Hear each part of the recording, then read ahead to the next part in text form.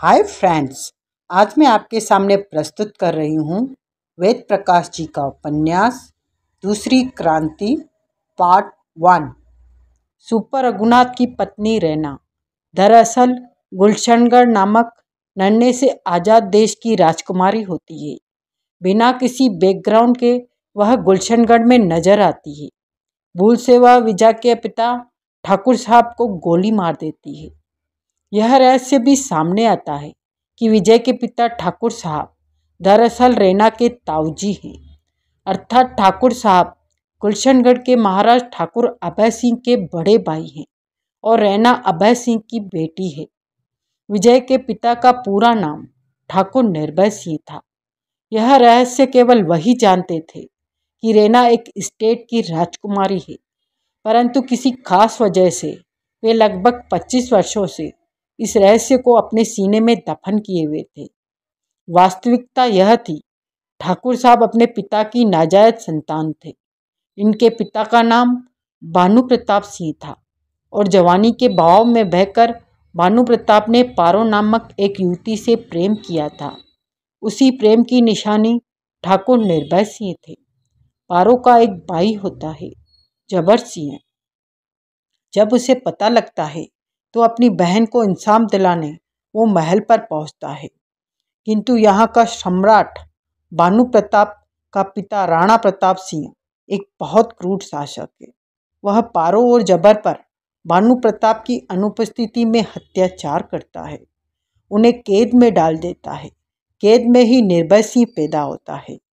राणा प्रताप सिंह अपने जलाल के मुताबिक बच्चे को पैदा होते ही मार देना चाहते हैं, लेकिन एक रहस्यमय लड़की की मदद से जबर सिंह निर्भय को लेकर कैद से भाग जाता है। पारो को बुरी तरह टॉर्चर करके राणा प्रताप बोरे में बंद कर देता है और समुद्र में डलवा देता है। उधर राणा प्रताप पारो और जबर के बूढ़े बाप की निर्मम हत्या करवा देता है। जबर जग्गा सिंह नामक दस्यु का दोस्त बन जाता है। वहीं निर्भय का पालन पोषण होता है। एक शेरनी खुद उसे दूध पिला पिलाकर बड़ा करती है। वक्त गुजर जाता है। उधर भानु प्रताप की शादी में जबर सिंह और जग्गा गड़बड़ करने का असफल प्रयास करते हैं। इस मुठभेड़ में जंगा मारा जाता है, लेकिन जबर से वह यह वचन लेता है कि वह उस समय तक राजमहल से नहीं टकराएगा जब तक कि निर्भय बड़ा नहीं हो जाता। इधर भानु प्रताप की शादी राधा रमणी नामक एक राजकुमारी से होती है और उनकी कोख से अभय सिंह नामक शिशु का जन्म होता है। उधर निर्भय सिंह भयानक दस्यु बनता जा रहा था। यह सारी कहानी विकास को अभय सिंह सुनाता है। एक घटना में सुपर रघुनाथ एक कमरे में एक साथ दो रैनाओं को लड़ते देखकर चकित रह जाता है। बाद में इस कमरे में आग लग जाती है और रघुनाथ वहां बेहोश होकर गिर पड़ता है। दोनों रैनाएं एक दूसरे के पीछे भागती है। इस टकराव में अल्फा से एक रैना को न पहचान कर चाकू मार देता है, परंतु वह घायल अवस्था में भाग जाती है। सफ़ेद लिबास वाली रैना अल्फा से भैया भैया कहकर लिपट जाती है। उधर रघुनाथ को एक काले कपड़े और सफ़ेद नकाब वाला इंसान आग से बचाने की चेष्टा करता है, परंतु जबर सिंह उसके मार्ग में बाधक बन जाता है। वह जबर को बेहोश करके रघुनाथ को ले जाता है।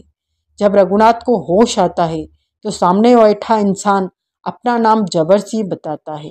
साथ ही यह भी कहता है कि उसे यहाँ लाने वाला क्रांति का देवता है। विकास अभय सिंह को निर्भय सिंह समझता है, क्योंकि उन दोनों की शक्ल एक सी है। वह जेम्स बॉन्ड के पंजे से उन्हें एक काले नकाबपोश की मदद से छुड़ाता है। एक गुप्त तहखाने में पहुंचकर अभय सिंह विकास को उपयुक्त कहानी सुनाता है, परंतु अभी कहानी आधी ही हो पाती है कि विदेशी लोग उस स्थान को घेर लेते हैं। यहाँ अचानक पारो प्रकट होकर उन्हें बचाती है। पारो को यहाँ देखकर वे अवाक रह जाते हैं, क्योंकि अभय सिंह के बताए अनुसार पारो मर चुकी थी। न केवल पारो ही, बल्कि राधा रमणी और भानु प्रताप भी नजर आते हैं। जिस स्टीमर में थे उस स्टीमर को दुश्मन एक हैंड ग्रेनेड द्वारा उड़ा देते हैं। उधर विजय को राजनगर में अल्फासे का पत्र मिलता है। वह ब्लैक बॉय और गुलफाम को लेकर गुलशनगढ़ पहुंचता है। स्टेट की धरती पर कदम रखते ही दुश्मन गोलियों की बौछार से उसका स्वागत करते हैं। यहाँ रहना उन्हें मिलती है। यह वही रैना होती है जिसे अल्फा से चाकू मार देता है। इस रैना के गले में पड़े एक लॉकेट को देखकर ब्लैक बॉय चौंक पड़ता है और कहता है ऐसा ही एक लॉकेट बचपन से उसके गले में है। यह सब आपने पहली क्रांति में पढ़ा था। अब आगे का कथानक प्रस्तुत उपन्यास दूसरी क्रांति में पढ़ें। जेम्स बॉन्ड ने अल्फा से को कैद कर लिया था। यह रहस्य भी अल्फा से जान गया था कि रैना की हमशक्ल युवती का नाम क्रीमिया है। यह भी वह समझ गया था कि क्रीमिया जेम्स बॉन्ड की अनगिनत प्रेमिकाओं में से एक है। अभी वह अधिक जानकारी हासिल नहीं कर पाया कि बॉन्ड आ गया और इस समय उसे एक कमरे में रस्सियों के सहारे जकड़ दिया गया था। लेकिन अल्फा से भला अपनी इच्छा के विरुद्ध कैदी रह जाए, यह तो असंभव ही था। मतलब यह कि अभी उसे इस कैद में मुश्किल से 30 मिनट ही गुजरे थे कि उसने अपने नाखूनों में फंसे ब्लेड के टुकड़ों की मदद से रस्सी काट डाली। इस समय वह स्वतंत्र था और इस कमरे का द्वार खोलने की तरकीब सोच रहा था। अभी वह सोच ही रहा था कि दरवाजे के बाहर हल्की सी आहट हुई। फिर उसके कान में इस तरह की ध्वनि टकराने लगी, मानो बाहर से दरवाजा खोल रहा हो। अल्फा से को लगा उसके नक्षत्र भी पक्ष में है। एक पल भी गवाए बिना उसने दरवाजे के पीछे जंप लगा दी। कमरा खोलकर एक सैनिक अंदर आया। ऐसे समय पर अंदर आए और भला वह ऊपर पहुंचे बिना रह जाए। वास्तव में ऐसा होना अल्फा से के लिए बहुत बड़ा अपमान था। जैसे कसाई लपक कर बकरे की गर्दन थाम ले, ठीक उसी तरह अल्फा से ने उसकी गर्दन दबोच ली। वह बेचारा मिमियाता ही रह गया और अल्फासे के मजबूत हाथों ने उसकी सांस क्रिया रोककर ईश्वर के दरबार में हाजिर होने के लिए बांध कर दिया। अंतिम समय में सैनिक का चेहरा खून सा लाल और आंखें बाहर को उबल पड़ने जैसी घटना होनी तो आवश्यक थी। उस सैनिक के पास टॉमी गन नहीं थी, अतः अल्फासे ने उसकी जेब से रिवॉल्वर निकालकर हाथ में ले लिया और फुर्ती के साथ कमरे से बाहर आ गया। इस समय वह एक गैलरी में खड़ा था। यहाँ उसे आंखों पर पट्टी बांधकर लाया गया था, इसलिए वह नहीं जानता था कि उसे बढ़ना किधर है, यानी कौन सा रास्ता उसे इमारत से बाहर ले जाएगा और कौन सा अंदर। वह अनुमान से ही गैलरी में दाईं ओर आगे बढ़ गया। उसके हाथ में रिवॉल्वर था जो किसी भी क्षण खांसने के लिए तत्पर था। वह गैलरी के एक मोड़ पर मुड़ा। उसी क्षण उसने इमारत में होने वाली किसी फायर की आवाज़ सुनी। अल्फा से समझ गया कि निश्चित रूप से यहाँ कोई बखेड़ा होने वाला है। जिस ओर से उसे फायर की आवाज़ आई थी, अनुमान से वह उसी ओर भाग लिया। गैलरी बहुत लंबी थी, घुमावदार थी। जैसे ही वह गैलरी के एक मोड़ पर घूमा, सामने से भागकर इधर ही आते उसे 4 सैनिक चमके। बस अल्फासे के रिवॉल्वर ने गिनकर 4 बार खासा और चारों को ईश्वरीपुरी का टिकट थमाकर रवाना कर दिया। उसी क्षण गैलरी के एक तरफ बने कमरे का दरवाज़ा खुला। अल्फासे एक जंप के साथ गैलरी में बने एक गमले के पीछे हो गया, लेकिन खुलने वाले दरवाजे से बाहर कोई नहीं आया। अल्फासे प्रतीक्षा ही करता रहा। उसे मानना पड़ा कि कमरे का दरवाज़ा खोलने वाला भी कोई समझदार शातिर है। उसी क्षण वही बंदर की खोखो की करने की आवाज़ गूंजी। एक झटके के साथ अल्फासे का ध्यान उधर चला गया। उसने देखा उसी कमरे के रोशनदान पर बंदर धनुष टंकार हाथों में रिवॉल्वर लिए बैठा था और उसने खुद बोलकर अल्फासे का ध्यान अपनी ओर आकर्षित किया था। ऊंचाई पर होने के कारण धनुष टंकार ने उसे गमले की बेग में होने के बावजूद भी देख लिया था। धनुष टंकार को देखते ही अल्फासे मुस्कुरा उठा। धनुष टंकार भी रोशनदान से कूदकर गैलरी में आ गया। उसी क्षण गैलरी के मोड़ से भागते हुए 3 सैनिक आए, मुड़े, लेकिन धनुष टंकार के रिवॉल्वर ने चीखकर उनका विरोध किया। रिवॉल्वर विरोध करे और सैनिक न माने। रिवॉल्वर की इज्जत रखने के लिए तीनों चीख चीख कर वहीं गिर गए और उनकी आत्मा तो इतनी शरीफ निकली कि जिस्म में से निकलकर यमराज के दरवाजे में दस्तक देने लगी। जियो मेरे धनुष टंकार, नारा लगाते हुए अल्फासे गमले की बैग से बाहर आया। धनुष टंकार उछला और गले में बाहें डालकर सीने पे आ लटका। बिना किसी अल्टीमेट के 2-3 चुंबन उसके गाल पर रसीद कर दिए। ये समय लटकेबाजी का नहीं है बेटे, मुस्कुराता हुआ अल्फाज से बोला, पहले जल्दी से इस इमारत से बाहर निकलो। लेकिन धनुष टंकार ने संकेतों की भाषा में कहा, पहले मेरे साथ आओ। और अल्फासे को वह उसी कमरे में ले गया। उस कमरे में जेम्स बॉन्ड और क्रीमिया के बेहोश जिस्मों को देखते ही उसकी आंखें चमक उठी। उसने झटपट क्रीमिया को कंधे पर डाला। एक बार को तो अल्फासे के दिमाग में आया कि बॉन्ड को भी साथ ले चले, लेकिन फिर कुछ सोचकर उसने यह विचार त्याग दिया। क्रीमिया को लेकर अल्फासे और धनुष टंकार इमारत से बाहर आए। इस बीच उनका किसी से भी टकराव नहीं हुआ था। इसका सीधा सा मतलब यह था कि इमारत में जितने भी सैनिक थे, सबकी आत्मा पहले से ही उनके जिस्मों से जुदा हो चुकी थी। इमारत के बाहर एक जीप खड़ी थी। धनुष टंकार उछलकर उसकी ड्राइविंग सीट पर जम गया। उसके बाद जीप अंधेरी सड़कों पर तेजी के साथ गुजरती चली गई।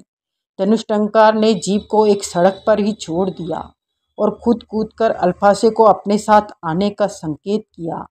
अल्फासे ने क्रीमिया को पुनः गंदे पर डाला और बढ़ गया। धनुष टंकार उसे कुछ देर तक सकरी गलियों में गुजारता रहा। अंत में वे एक पुराने से मकान के सामने पहुंचे। उस मकान के बारी और मजबूत दरवाजे पर एक मोटा ताला लटका हुआ था। धनुष टंकार ने उसे पकड़कर एक तेज झटका दिया। ताला खुल गया। अल्फासे समझ गया था कि ताला लॉक नहीं था, देर से उलझा हुआ था, जो झटका मारते ही खुल गया। दरवाज़ा खोलकर वे अंदर पहुंचे और अंदर से दरवाज़ा बंद करके वे मकान के अंदर सबसे अंतिम कमरे में पहुंच गए। वहां जाकर धनुष टंकार ने एक लैंप रोशन किया। क्रीमिया के जिस्म को अल्फासे ने फर्श पर लिटा दिया। सबसे पहले धनुष टंकार ने डायरी पर यूं लिखा, गुरु के गुरु, देख रहे हो ना अपनी बहन को। मुझे तो शर्म आ रही है कि मैं गुरु को कैसे बताऊंगा कि उनकी माँ बॉन्ड के साथ रंगरलियां मना रही है। सच गुरु तो पागल हो जाएंगे, खून की नदियाँ बहा देंगे। पढ़कर मुस्कुराया अल्फासे, तुम गलत समझे बेटे, यह रहना नहीं बल्कि उसकी हम शक्ल है। इसका नाम क्रीमिया है। धनुष टंकार चौंका, एकदम उछल पड़ा।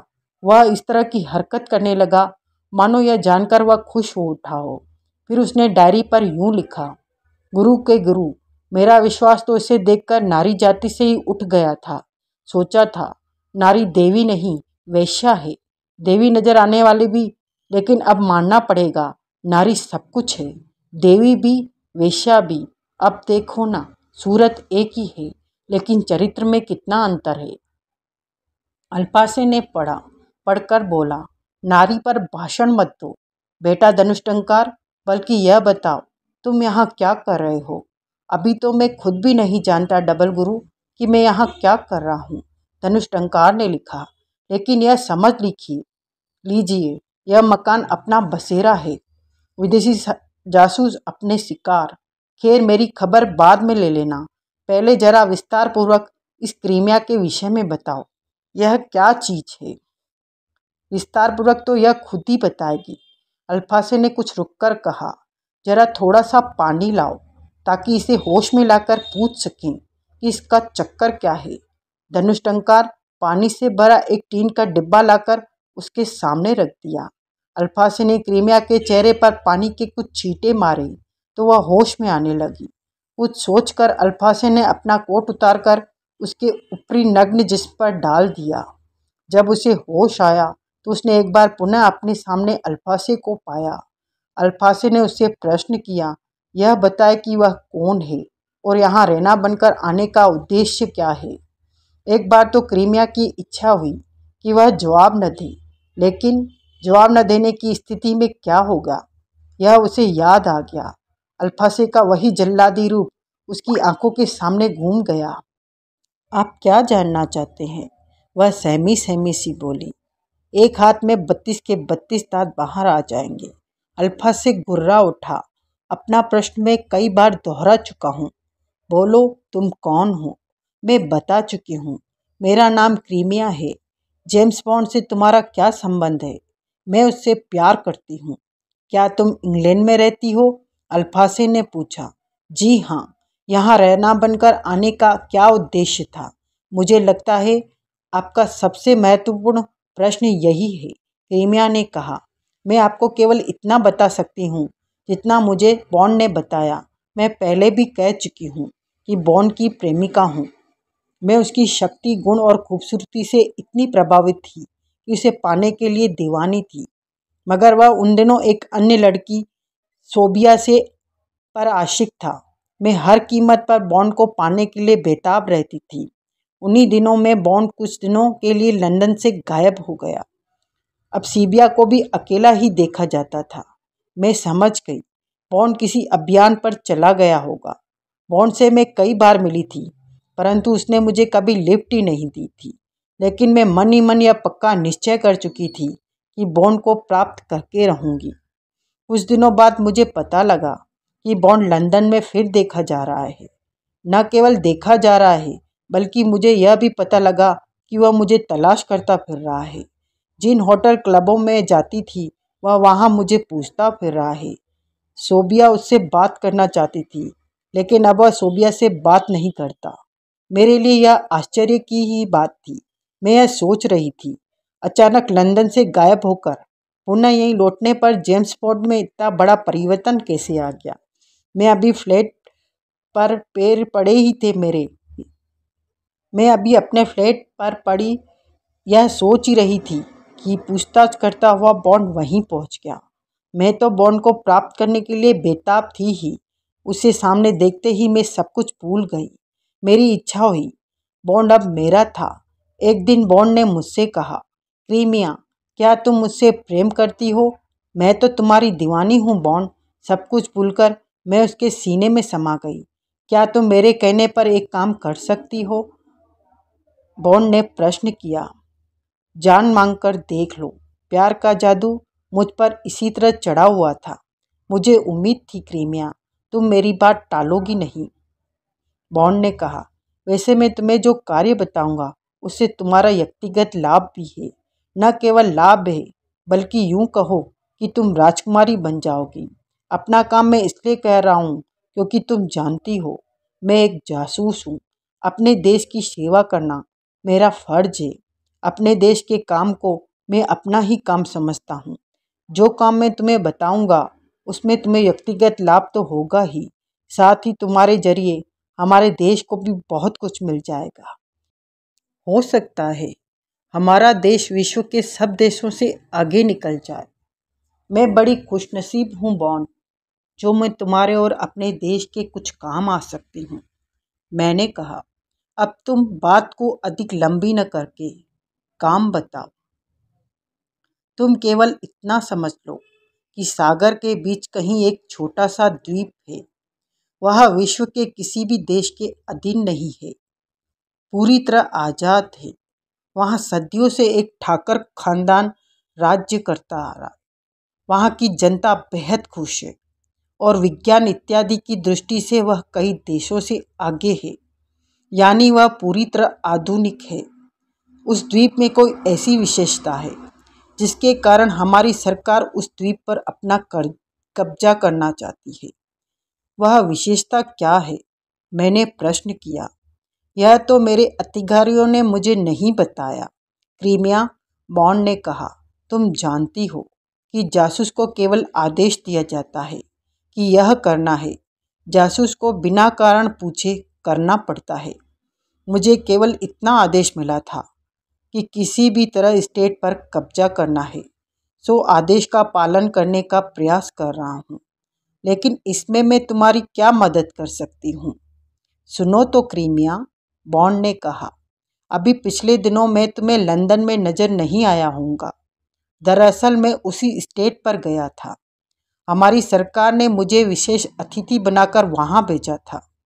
तुमने इंग्लैंड के इतिहास में पढ़ा होगा, जब हमने भारत को अपना गुलाम बनाने की सोची थी तो सबसे पहले हमारे बुजुर्ग लोग मेहमान बनकर वहाँ गए थे, क्योंकि हम लोग जानते थे कि भारतवासी मेहमान को भगवान मानते हैं और उसका स्वागत करते हैं।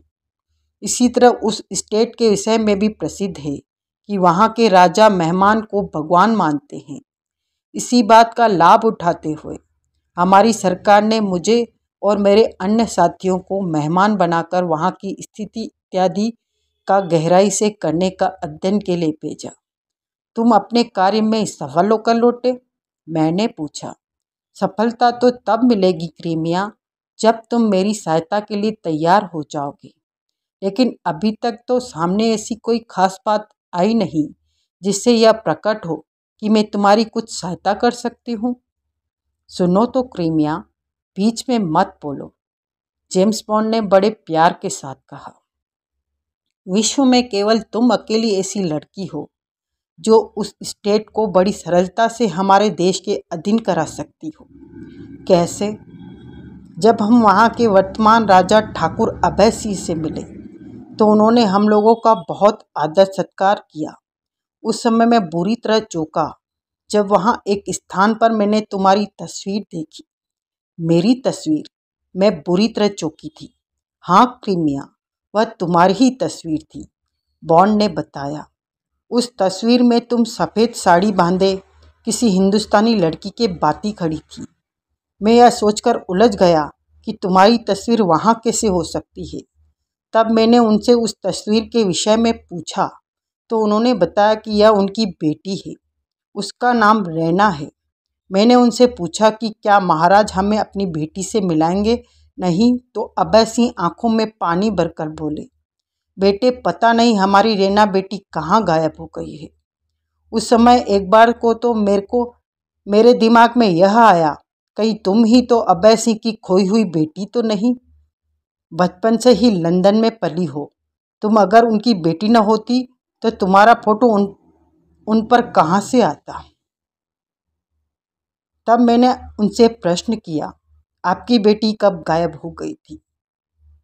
तब मुझे विश्वास हो गया तुम उनकी बेटी नहीं हो। लेकिन यकीन मानो, उनकी बेटी की शक्ल तुमसे मिलती है। सच? मैंने कहा। विश्वास नहीं आता। उत्तर में बॉन्ड ने मुझे एक फ़ोटो निकालकर दिखाया और कहा, देखो, क्या तुम कह सकती हो यह तुम्हारा फ़ोटो नहीं है? मैंने फ़ोटो देखा तो हैरत में रह गई। वास्तव में फ़ोटो में मैं ही थी। यह विश्वास नहीं किया जा सकता था कि यह फ़ोटो मेरा है, क्योंकि मैंने कभी साड़ी नहीं पहनी थी। मुझे जेम्स बॉन्ड की बात पर विश्वास हो गया। तब मुझे बॉन्ड ने कहा, अब तुम शायद समझ गई होगी तुम अपने देश की कितनी सेवा कर सकती हो। तुम शायद मुझे उनकी खोई हुई बेटी रैना बनाकर वहाँ ले जाना चाहते हो। मैंने बॉन्ड का तात्पर्य समझ लिया था। बिल्कुल ठीक समझी क्रीमिया, जेम्स बॉन्ड ने मुझसे कहा, तुम अभय सिंह की पुत्री होगी। उनकी बातों से साफ जाहिर है कि वह रैना से बेहद प्यार करते हैं। तुम वहाँ राजकुमारी बनकर घुस जाओगी तो हमारे देश को वहाँ कब्जा करने में कोई कठिनाई नहीं आएगी। इस प्रकार उसने मुझे नकली रैना बनाने के लिए तैयार कर लिया। उसके बाद तुम रैना बनकर यहाँ आई? अल्फासे ने उसे घूरते हुए कहा। जी हाँ, इसमें तुमने झूठ भी बोला है। कहते कहते क्रोध से अल्फासे का चेहरा सुर्ख हो उठा। मैं सच कह रही हूँ, मैंने कोई झूठ नहीं बोला। क्रीमिया उसके तेवर देखकर काँप उठी। अब तक तुमने जो भी बताया उससे साफ जाहिर है कि तुम अथवा जेम्स बॉन्ड में से कोई भी यह नहीं जानता था कि असली रैना कहाँ है।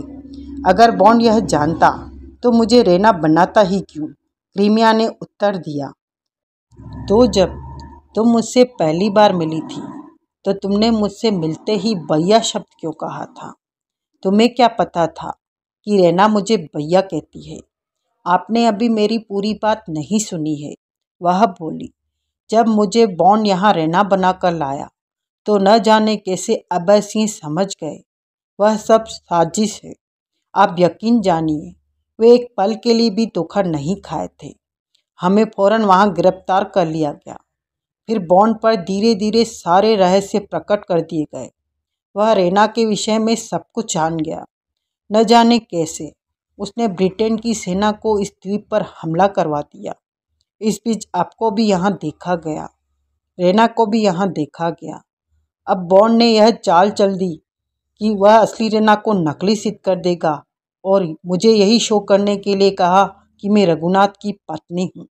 इसलिए मुझे रैना की सारी लाइफ हिस्ट्री सुना दी। उसने यह भी बता दिया कि रेना तुम्हें बाई कहती है, लेकिन तुम्हारे बारे में यह नहीं बताया कि तुम्हें कब बाई बनाया। अल्फा से कुछ सोचने की मुद्रा में बोला, तो अब तुम मेरी प्लान के मुताबिक कार्य करेगी। अगर मेरे प्लान में तुमने जरा सी भी गड़बड़ की तो मैं तुम्हें कत्ल कर दूंगा। क्रीमिया अल्फासे के भयानक चेहरे को देखती रह गई। धनुष टंकार सोच रहा था, अब आखिर यह डबल गुरु महोदय क्या प्लानिंग चाह रहे हैं। भैया भैया कहकर रेना पगली सी होकर ब्लैक बॉय के गले से लिपट गई। विजय और ब्लैक बॉय अवाक से रह गए। विजय की तो खोपड़ी घूमकर रह गई। उसकी समझ में ही नहीं आ रहा था यह कैसा अभियान है। पग पग पर आश्चर्यजनक रहस्योद्घाटन हो रहे हैं। उसने अपने दिमाग को सोचने समझने लायक बनाया और बोला, रेना भाभी अपने आप को संभालो। यह तुम्हारा भाई नहीं, मेरा दोस्त है। इसका नाम ब्लैक बॉय है। नहीं भैया, ऐसा लॉकेट मेरे भाई के अतिरिक्त किसी के पास नहीं हो सकता। इसे बचपन में ही किसी ने उठा लिया था। किसी ने इसका नाम भी बदल दिया है। हमारे माता पिता ने इसका नाम अजय ही रखा था। तुम्हारे माता पिता कौन है भाभी? तुम तो नहीं भैया, नहीं, तुम नहीं जानते।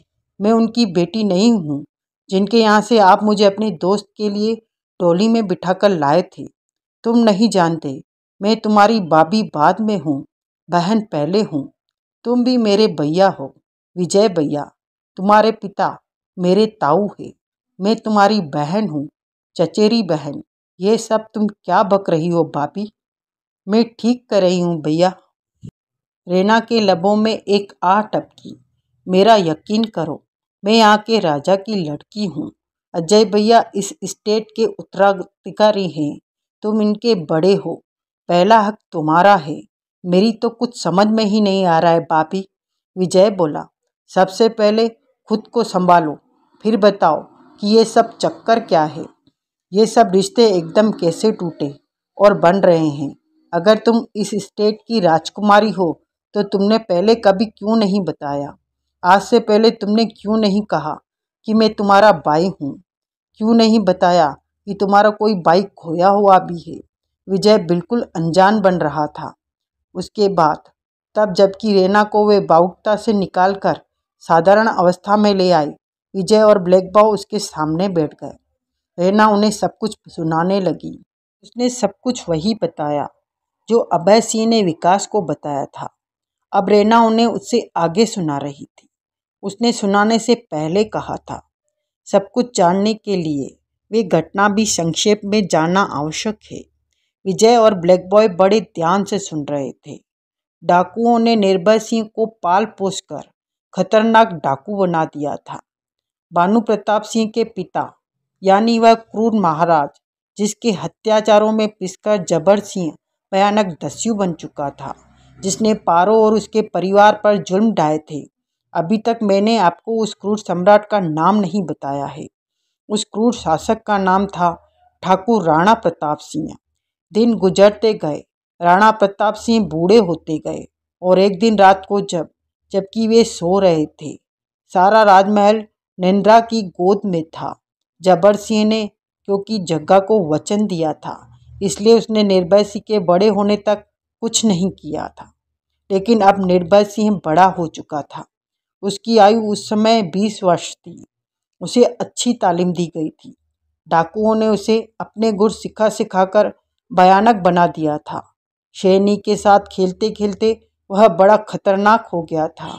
जबर सिंह ने उसके दिल में न केवल राणा प्रताप के विरुद्ध जहर घोल दिया था, बल्कि पूरे राजसी खानदान के विरुद्ध ही उसके दिल में घृणा बढ़ती थी। निर्भय सिंह लूटमार भी करता था। वह बड़ा भयानक डाकू बन चुका था। वह कभी भी राजमहल पर हमला कर देने की जिद कर बैठता, लेकिन जबर सिंह उसे रोक देता। कहता था कि उपयुक्त अवसर पर वह हमला किया जाएगा।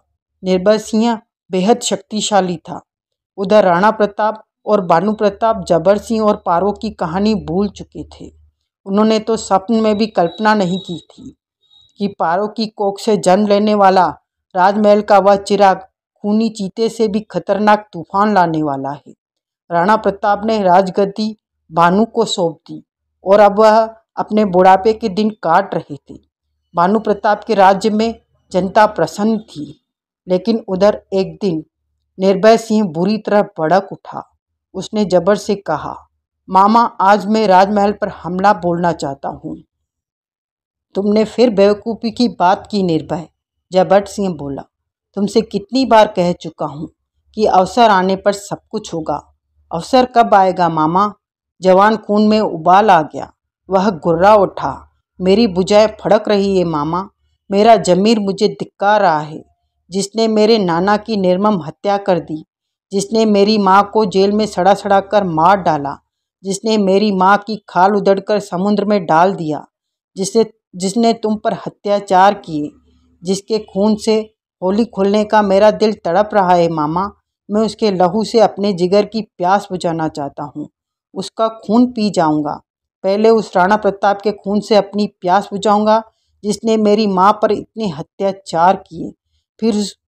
फिर उस पाप का कत्ल करूँगा जिसने मुझे मेरी माँ के कोख में डाल तो दिया, लेकिन मुझे अपना नहीं समझा। नहीं मामा, नहीं। अब मैं नहीं रुक सकता। मुझे मत रोको। मैं खून का प्यासा हूँ, राजसी खानदान के खून का प्यासा। धीरज रख बेटे, धीरज रख, जबर सिंह ने समझाया। अवसर आने पर मैं खुद तुझसे कहूँगा। तुझे छूट होगी। जितनी निर्मम हत्या तू कर सके करना। मुझे असली खुशी उस दिन मिलेगी निर्भय बेटे, जब तू उसके खून की नदी बहाएगा। तो आज क्यों नहीं मामा, आज क्यों नहीं? हम अपना असली काम उस दिन करेंगे जिस दिन भानु प्रताप के लड़के अभय सिंह की शादी होगी। उस समय तो इसी तरह समझा बुझाकर निर्भय सिंह को शांत कर दिया गया, लेकिन उस दिन तो निर्भय सिंह पर बदला लेने का भूत सवार हो चुका था, लेकिन उसका मन शांत नहीं हुआ। उस दिन से बराबर यह आवाज़ आ रही थी, निर्भय, आज किसी की मत सुनो। अपनी माँ के हत्यारे की लाश बिछा दे, खून की नदियाँ बहा दे। वह सोने के लिए पत्थर पर लेट गया, लेकिन उसकी आंखों में नींद कहाँ थी। उसके दिल में तो एक प्रचंड तूफान हिलोरे ले रहा था। निर्भय सिंह के रगों में दौड़ता हुआ शेरनी का खून उबल रहा था। उसे चैन नहीं था। उस समय रात का 1 बज रहा था। जबर सिंह और सारे डाकू सो चुके थे। निर्भय सिंह बागी हो गया। उसके दिल में उठते हुए तूफान ने उसे विवश कर दिया। बिना किसी को कुछ बताए वह चुपचाप उठा, चोरों के बाती अपना घोड़ा खोला और कुछ दूर तक चुपचाप उसके साथ पैदल ही निकल गया। फिर उस पर चढ़कर वह तेजी के साथ राजमहल की ओर दौड़ा। उस रात, उस समय सारा राजमहल निंद्रा रानी की गोद का शरणार्थी बना हुआ था। केवल कुछ राज सैनिक जाग रहे थे। सैनिकों की संख्या 20 रही होगी, जो राजमहल के चारों ओर मुस्तैदी के साथ पहरा दे रहे थे। किसी को क्या मालूम था कि आज एक बब्बर शेर राजमहल से 20 वर्ष पुराने अत्याचारों का प्रतिशोध लेने आ रहा है। निर्भय सिंह ने राजमहल के थोड़ी दूर पर घोड़ा रोक दिया। उसके बाद वह घोड़े को साथ लेकर पैदल ही राजमहल की ओर बढ़ा। राजमहल के पीछे पहुंचकर उसने घोड़े को एक पेड़ के नीचे बांध दिया। यह रात चांदनी थी। चांद के प्रकाश में उसने एक बार राजमहल की ऊंची और विशाल इमारत पर दृष्टि मारी। राजमहल के किसी भी कोने पर कहीं प्रकाश किरण नहीं थी। निर्भय सिंह ने जेब से कागज निकाला और चंद्रमा के भरपूर उजाले में पेन पर उस पर कुछ लिखकर जेब में रखा। वह राजमहल की ओर चल दिया। वह खुद को चांदनी से बचाता हुआ, राजमहल की ऊंची दीवार से खुद को बचाता हुआ सतर्कता के साथ आगे बढ़ रहा था। शीघ्र ही वह सदर द्वार पर पहुंच गया। उसने ध्यान से देखा। सदर द्वार पर 2 सैनिक उपस्थित थे। द्वार के दाएं बाएं बैठे हुए सिगरेट फूंक रहे थे। निर्भय के चेहरे पर दृढ़ता उभर आई। कटार पर उसकी पकड़ सख्त हो गई। वह दबे पांव उसी ओर बढ़ने लगा। निर्भय के चेहरे पर पशुता उजागर होती चली जा रही थी। वह सैनिक के ठीक पीछे पहुंच गया। उनमें से किसी को कानों कान खबर न हुई। उसके बाद क्षण मात्र के लिए जैसे बिजली धमकी। पलक झपकते ही निर्भय सिंह ने कटार खींचकर सामने वाली सैनिक पर दे मारी। इसके पूर्व कि दोनों सैनिकों में से कोई कुछ समझ सके, चांदनी रात में चमचमाकर सनसनाती हुई कटार सीधे सैनिक के हलक में घुस गई। कटार हलक में घुसने के कारण वह चीख भी नहीं सका था। निर्भय सिंह के पास वाला सैनिक अभी तक कुछ समझ भी नहीं पाया था कि उसके सैनिक साथी को क्या हुआ। उसके मुंह पर निर्भय सिंह का फौलादी पंजा पड़ा। उसने चीखने की लाख चेष्टा की, लेकिन वह क्या जानता था, यह पंजा किसी शेर का पंजा था। कसाई की छुरी के नीचे दबे बकरे की तरह वह छटपटा उठा, लेकिन मिमियाने में वह बकरे की नकल नहीं कर सका। सैनिक को लगा उसके मुंह पर लोहे का पंजा रखा गया है जो बोलने की अनुमति नहीं दे रहा है। उधर निर्भय के पंजे में दबा सैनिक अपनी बंदूक छोड़ चुका था। उसके धरती पर गिरने की थोड़ी सी आवाज़ हुई, मगर इस आवाज़ ने किसी प्रकार का अनुचित लाभ नहीं उठाया। निर्भय उसे खदेड़ता हुआ फर्श पर पड़े सैनिक के पास ले गया। फर्श पर पड़ा सैनिक अंतिम हिचकी के साथ दुनिया से कूच कर गया। हलक से किसी फव्वारे के बाती खून उछला।